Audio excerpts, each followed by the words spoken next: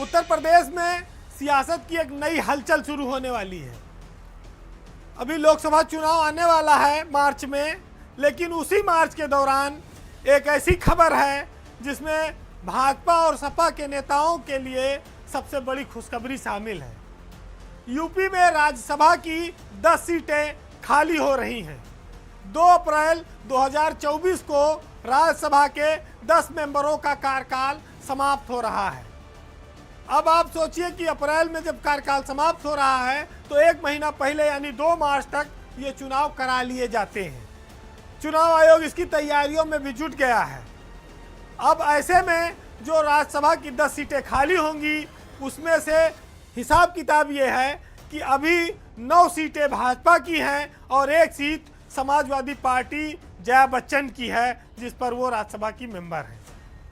लेकिन 9 और 1 का जो अनुपात था इस बार वो थोड़ा से अलग है, क्योंकि उस समय बीजेपी की योगी की पहली सरकार थी। उस समय बीजेपी के पास विधायकों की संख्या बहुत ज़्यादा थी। इस वजह से उन्होंने 10 में से 9 सांसद जितवा लिए। इस बार ऐसा नहीं है। विधायकों की संख्या बल के आधार पर देखें तो इस बार समाजवादी पार्टी 1 की जगह 3 राज्यसभा के सांसद बनाएगी। यहाँ पर यह फैक्टर इंपॉर्टेंट हो जाता है कि जब बीजेपी के 9 लोग रिटायर हो रहे हैं तो उनमें से अधिकतर की कोशिश होगी कि वो दोबारा रिपीट हो जाएं, लेकिन रिपीट होने के लिए कुल 7 लोग जा पाएंगे इस बार बीजेपी से।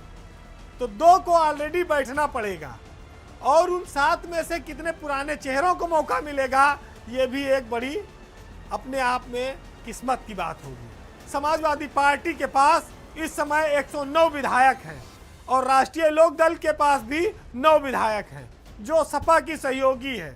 इन दोनों को मिलाकर समाजवादी पार्टी के पास 118 विधायकों का समर्थन मौजूद है। 37 विधायक 1 सांसद चुनेंगे तो उस आधार पर समाजवादी पार्टी 3 सांसदों को आराम से जिता ले जाएगी। अब भाजपा के जो 9 लोग रिटायर हो रहे हैं उसमें सकलदीप राजभर जो पिछली बार राज्यसभा के मेंबर बने थे, पहली बार थे, उनका कार्यकाल समाप्त हो रहा है। GVL नरसिम्हा राव आए थे दक्षिण के प्रदेश से, यूपी से राज्यसभा मेंबर बने थे। विजय पाल तोमर, इनका भी कार्यकाल समाप्त हो रहा है, ये भी जा रहे हैं। हरनाथ सिंह यादव, इनका भी कार्यकाल समाप्त हो रहा है। और सुधांशु त्रिवेदी को आप सब लोग जानते होंगे। अनिल अग्रवाल, अशोक वाजपेयी, अनिल जैन, कांता करदम, ये नाम भी हैं जिनके कार्यकाल समाप्त हो रहे हैं। तो ये बड़ी दिलचस्प जंग होगी क्योंकि लोकसभा का चुनाव चल रहा होगा। उसी दौरान टिकट को लेकर कई सारे लोग नाराज भी होंगे, कई लोगों के टिकट भी कटेंगे। बीजेपी के सामने ऐसे लोगों को थामने की, उनको कहीं एडजस्टमेंट करने की एक चुनौती भी होगी। और राज्यसभा के साथ साथ विधान परिषद के भी 13 सीटें आएंगी अगले महीने में। तो इन दोनों को मिलाकर कुछ लोगों को भाजपा ये लालीपाप दिखा सकती है कि रुके रहो, यहाँ नहीं वहाँ आगे तुम्हारा एडजस्टमेंट हो जाएगा।